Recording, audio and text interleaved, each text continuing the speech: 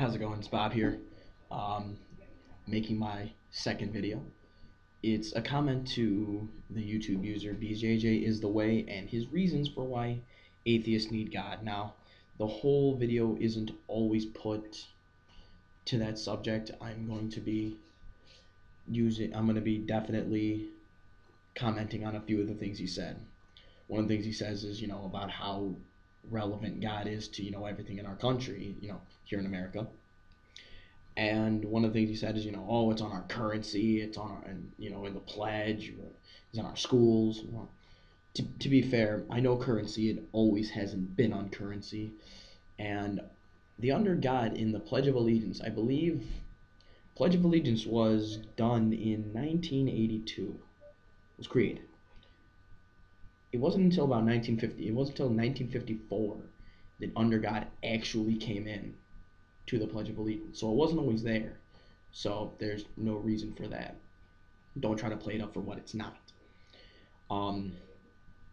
He also cites the way that how the definition of atheism, how it is a lack of belief in a God or gods, and how unappealing it is because of the word lack. It makes it sound, bad, but whether it sounds good or bad to you has no relevance on what it is. The definition of theism is somewhere probably around the belief in a god or gods, and many atheists out there will probably think you're dumb because they think that definition is very unappealing because it makes you look dumb. But you know what? It doesn't stop it from what it is. You also told us you also had a little word about how if you went to Africa, gave people food, and a man said, "Oh, God bless you," and the atheist would go, "Oh, there is no God, sorry." If somebody says something that's heartfelt to you like that, any sort of thanks and praise like that, and it's really truly heartfelt, and you say something like that to them, you're an ass, and you're the worst kind of ass. I would choose never to associate myself with somebody like that. They're not worth any of my time. Being an atheist or not, if you're a Christian and you go to help somebody who's Muslim and they say, "Oh, thank Allah for you," if you insult them, you're an ass. That's the bottom line. It doesn't matter what kind of what faith you are. If you insult them for it, you're an ass. That's all that matters. One of the things I remember you commenting on is the whole issue about, how you'll believe in God because there's no proof that God doesn't exist. Well, the thing is that because you believe in something, because you are affirming that something you believe in exists, the burden of proof is left with you because you're the one who's essentially you're believing in something. So it's not up to an atheist to prove that to you.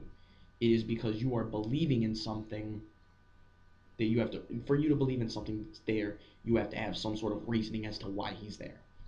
That's burden of proof lies with you, dude. Doesn't lie with an atheist. It lies with everybody who's a creationist.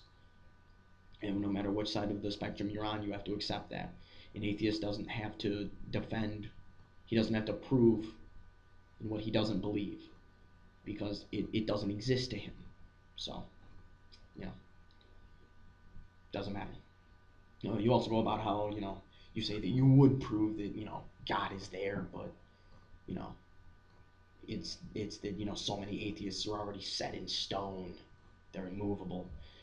The reason they don't believe in God is because they see no reason for them to believe in God. It's because there is no proof. Because if you had proof, then faith would be a non-factor. Faith would be irrelevant. And what does Christ say you need? You need to have faith in him in order to get to heaven.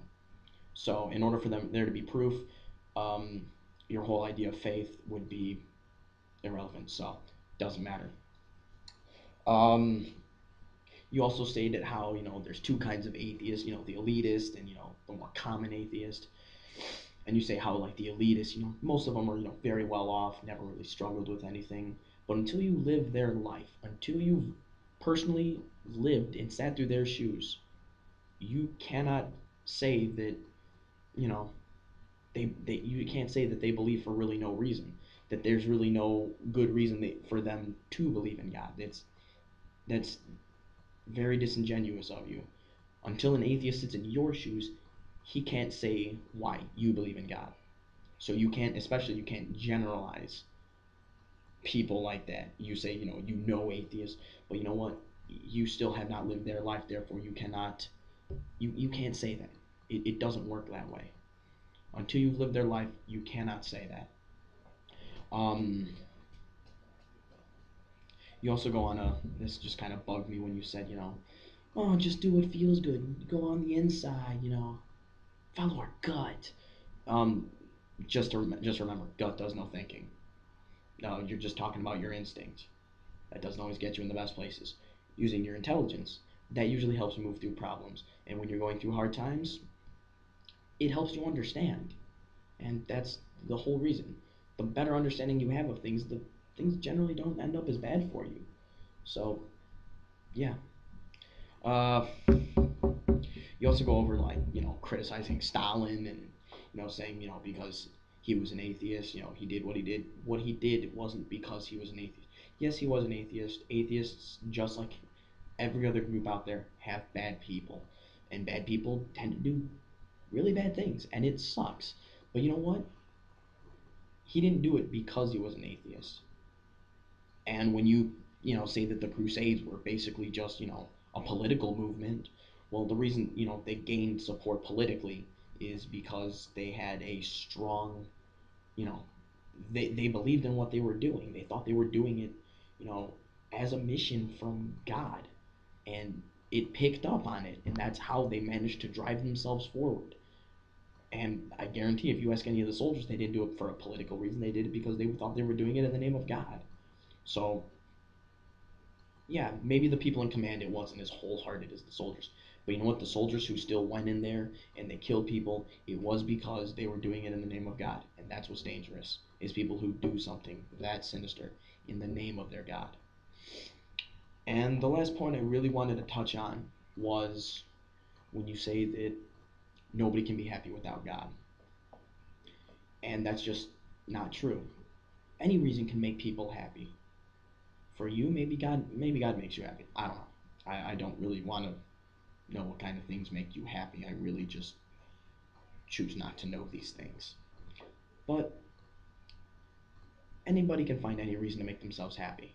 It doesn't take much to make some people happy. Some people, they don't need, God to make them happy.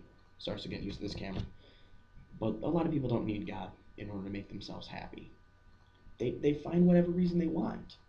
Maybe some adults, maybe they think, their wife, their husband, their kids, maybe even though they're atheists, maybe that's the reason they use to believe. Or not believe. Maybe that's the reason they make themselves happy. If you find something that makes you happy, it doesn't matter what it is. You don't need anything to make you happy. You give yourself a reason to get happy. You give yourself a purpose to things. And that's how it's always worked. If you choose, Jesus Christ to be you know, Zach, if you would choose, him to be your personal your personal reason to do everything, your reason to live, your reason to do things the way you do and live your life the way you do, well then that's fine. If it works for you, do it. I don't care. Nobody does. But don't say that you need that to be happy. You don't need anything. What you need is a clear grasp on what makes you happy in life and just go with it. I mean, really. If you want a reason to make yourself better and you don't want to use God, use your kids, use your family, your friends, anything. Whatever you need, use it. You can find happiness your own way. You don't need anybody to tell you how to make you happy. So don't ever try to tell people that they can't be happy without your God, because that's not the way life works. It's not the way reality works. I, along with very many people out there, we can make ourselves happy our own way. Me, I can use my siblings. I love them with all my heart. I mean, I'll do anything I can to, make sure I protect them. And that's my reason for trying to set a good example, trying to be a good role model. But I make myself happy my own way. So do many other people out there.